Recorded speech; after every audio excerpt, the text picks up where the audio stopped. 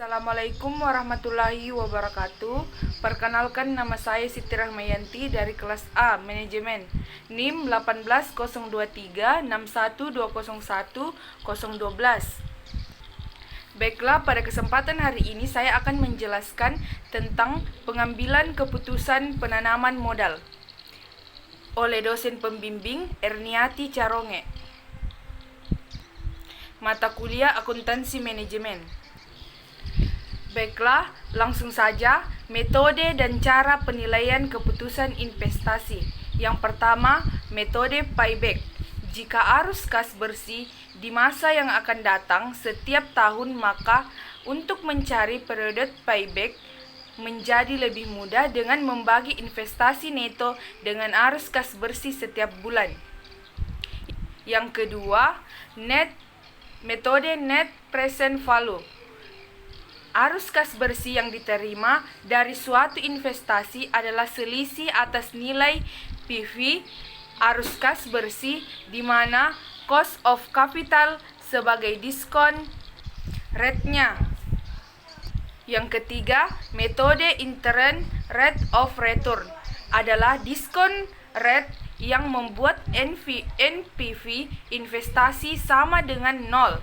Yang keempat, metode profitability index adalah rasio antara present value arus kas bersih dengan investasi neto. Adapun contoh kasusnya, yaitu PT Mandiri melakukan investasi di bidang stasiun pengisian bahan bakar umum atau SPBU senilai 5 miliar, di mana sejumlah 1 miliar merupakan modal kerja umur ekonomis 5 tahun dan disusutkan dengan garis metode tanpa sisa. Pengembalian tingkat bunga yang diinginkan cost of capital adalah 20%. Perkiraan laba sesudah pajak selama 5 tahun masing-masing adalah sebagai berikut, yaitu 950 juta, 1,100 juta, 1,250 juta, 1,400 juta, dan 1,650 juta. Penyelesaiannya yaitu penyusutan sama dengan investasi dikurang modal kerja dibagi dengan umur ekonomis. Penyusutan sama dengan 5 miliar dikurang 1 miliar dibagi dengan 5 tahun sama dengan 8 juta. Payback periode. Metode payback period atau PP merupakan teknik penilaian terhadap jangka waktu pengambilan investasi suatu proyek atau usaha. Perhitungan ini dapat dilihat dari perhitungan kas bersih yang diperoleh setiap tahun. Nilai kas bersih merupakan penjumlahan laba setelah pajak ditambah dengan penyusutan, atau dengan catatan jika investasi 100% menggunakan modal sendiri. Apabila kas bersih setiap tahun sama dengan PP sama dengan investasi dibagi dengan kas bersih per tahun dikali dengan 1 tahun. Dari contoh kasus di atas, seandainya PT Mandiri mempunyai kas bersih sama, yaitu 2,500 miliar setahun, maka PP-nya yaitu PP sama dengan 5 miliar dibagi dengan 2,500 miliar dikali dengan 12 bulan sama dengan 24 bulan atau 2 tahun. Apabila kas bersih setiap tahun berbeda seperti kasus di atas, maka PP dapat dicari sebagai berikut. Investasi sama dengan 5 miliar, kas bersih 1 tahun sama dengan 1,750 miliar dibagi dengan 3,250 miliar. Kas bersih tahun kedua sama dengan 1,900 miliar dibagi dengan 1,350 miliar.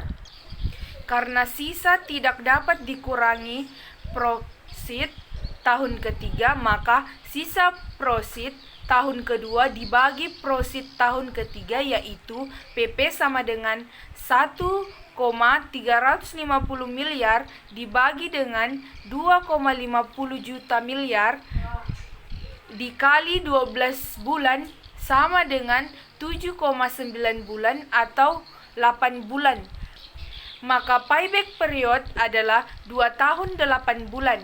Untuk menilai apakah usaha layak diterima atau tidak dari segi PP, maka hasil perhitungan tersebut harus sebagai berikut. PP sekarang lebih kecil dari umur investasi dengan membandingkan rata-rata industri unit usaha sejenis sesuai dengan target perusahaan. Kelemahan dari metode payback periode adalah mengabaikan time of value money, tidak mempertimbangkan arus kas yang terjadi setelah masa pengembalian. Net present value atau nilai bersih sekarang merupakan perbandingan antara PV kas bersih atau PV of proceed dengan PV investasi capital outlays selama umur investasi. Selisih antara nilai kedua PV tersebutlah yang kita kenal dengan net present value atau NPV. Untuk menghitung NPV terlebih dahulu kita harus tahu berapa PV kas bersihnya. PV kas bersih dapat dicari dengan jalan membuat dan menghitung dari cash flow perusahaan selama umur investasi tertentu. Rumusan yang biasa digunakan dalam menghitung NPV adalah sebagai berikut. NPV sama dengan kas bersih 1 dibagi dengan 1 ditambah R pangkat 1 dan kas bersih 2 dibagi dengan 1 ditambah R pangkat 2 ditambah kas bersih N dibagi dengan 1 ditambah R pangkat 2 dikurang investasi.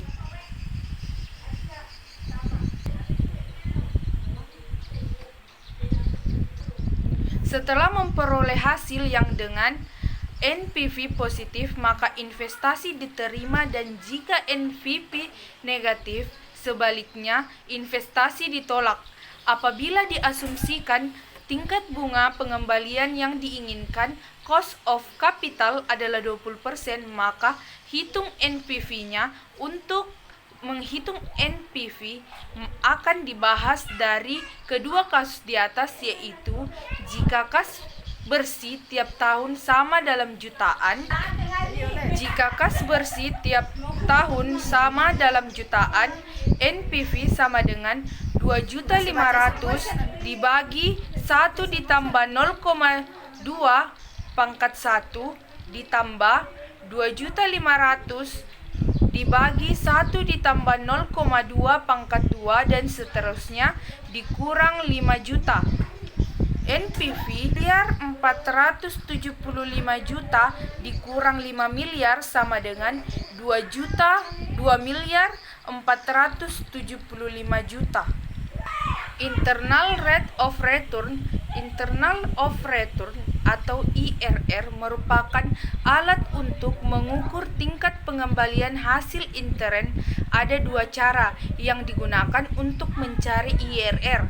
Cara pertama untuk mencari IRR adalah dengan menggunakan rumus sebagai berikut. IRR sama dengan I pangkat 1 ditambah NPV 1 dibagi dengan NPV 1 dikurang NPV 2 dikali dengan I2 dikurang dengan I1. Cari rata-rata kas bersih, yaitu sebesar 2.070 yang diperoleh dari dalam jutaan rupiah. 1.750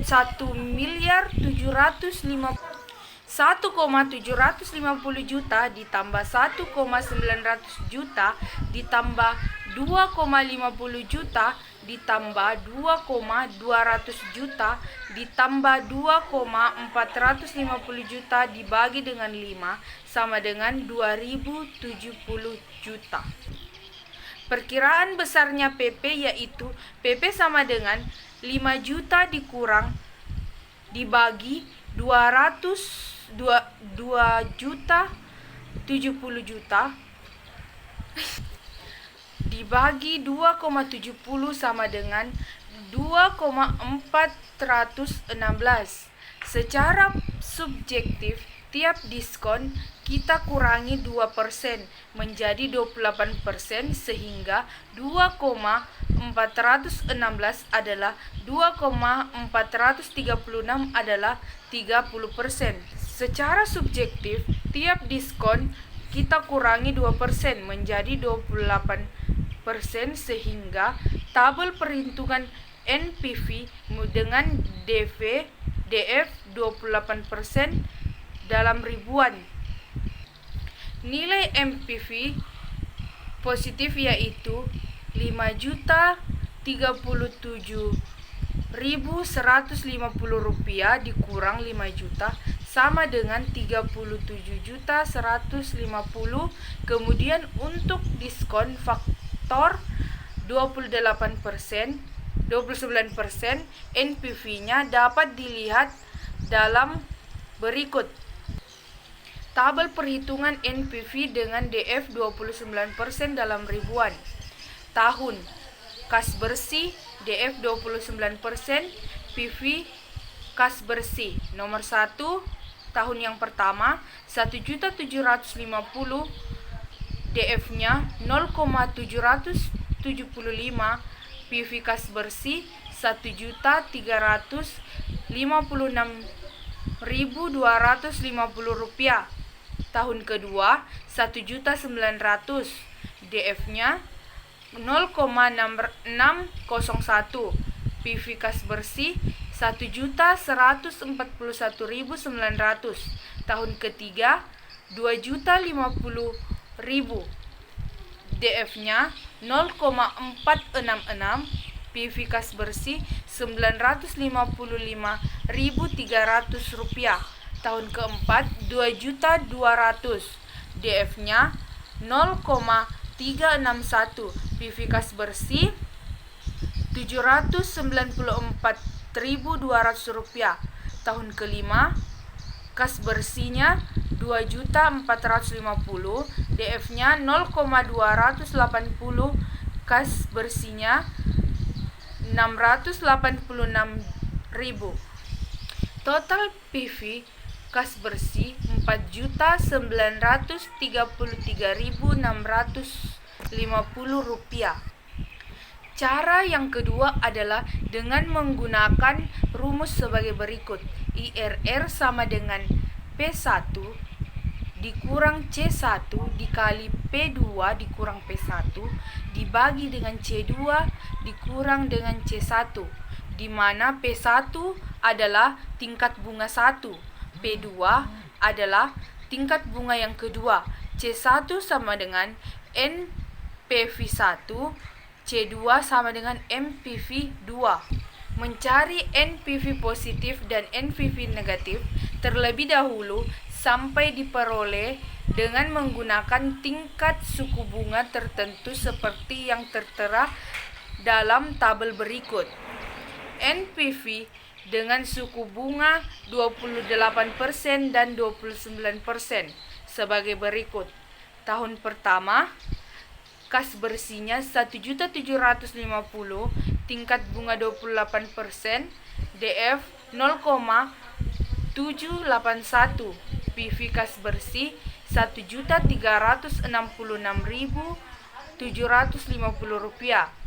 Tingkat bunga 29%, DF-nya 0,775, kas PV kas bersih 1.356.250 rupiah.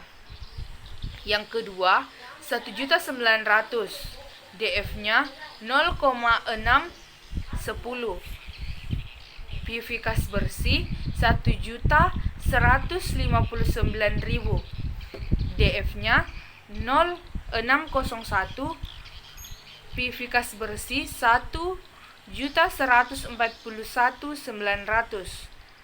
Tahun ketiga 2.050.000, DF-nya 0,477, PV kas bersih 977.850, DF-nya 0,466, PV kas bersih 955.300. Tahun keempat 22 juta, DF-nya 0,3373, PV kas bersih 820.000, DF-nya 0,361, PV kas bersih 794.200 rupiah. Tahun kelima 2.450.000, DF-nya 0,291, PV kas bersih 712.000, DF-nya 0,280, PV kas bersih 686.000. Total PV kas bersih 5.037.150 rupiah. Bunga 29%-nya 4.933.650 rupiah. Total PV investasi untuk bunga 28% yaitu 5 juta. Bunga 29% yaitu 5 juta. NPV C1 37.150 rupiah dan C2-nya 66.350 rupiah. Profitability Index atau PI, Profitability Index atau Benefit and Cost Ratio atau B dibagi C rasio merupakan rasio aktivitas dari jumlah nilai sekarang penerimaan bersih dengan nilai sekarang pengeluaran investasi selama umur investasi. Adapun rumusnya yaitu rumus yang digunakan untuk mencari PI adalah sebagai berikut. PI sama dengan sigma PV kas bersih dibagi dengan sigma PV investasi dikali 100%. Dari contoh di atas, dengan kas bersih yang sama dapat dicari PI sebagai berikut. PI sama dengan 7.475 juta dibagi dengan 5 miliar dikali 100% sama dengan 149,14 atau 150%. Dari contoh di atas, dengan kas bersih yang berbeda dapat dicari PI sebagai berikut. PI sama dengan 6.008.600.000 rupiah dibagi dengan 5 miliar dikali 100% sama dengan 1,7 kali dibulatkan dengan 1,2 kali. Kesimpulan, PI lebih besar dari 1 maka diterima. Apabila PI lebih kecil dari 1 maka ditolak. Kelebihan dan kekurangan penilaian keputusan investasi. Yang pertama, metode payback period. Kelebihan metode payback ini banyak digunakan untuk melengkapi metode lain. Apabila periode payback kurang dari suatu periode yang ditentukan, proyek tersebut diterima. Apabila tidak, proyek tersebut ditolak. Tidak memperhatikan aliran kas masuk setelah periode payback, sedangkan dengan NPV masih diperhatikannya aliran kas masuk sampai selesai waktu periode proyek. Metode Net Present Value atau NPV, kelebihannya yaitu memperhitungkan nilai waktu dari uang memperhitungkan nilai sisa proyek. Kelemahannya, manajemen harus dapat menaksirkan tingkat modal relevan selama usia ekonomis proyek. Proyek memiliki nilai investasi inisial yang berbeda, maka NPV yang lebih besar belum menjamin sebagai proyek yang lebih baik. Metode Internal Rate of Return kelebihan apabila IRR lebih besar daripada tingkat bunga yang disyaratkan, maka proyek tersebut diterima. Apabila lebih kecil diterima. Kelemahannya, secara mendasar, menurut teori memang hampir tidak ada, namun dalam praktek, perhitungan untuk menentukan IRR tersebut masih memerlukan perhitungan NPV. Metode Profitability Index.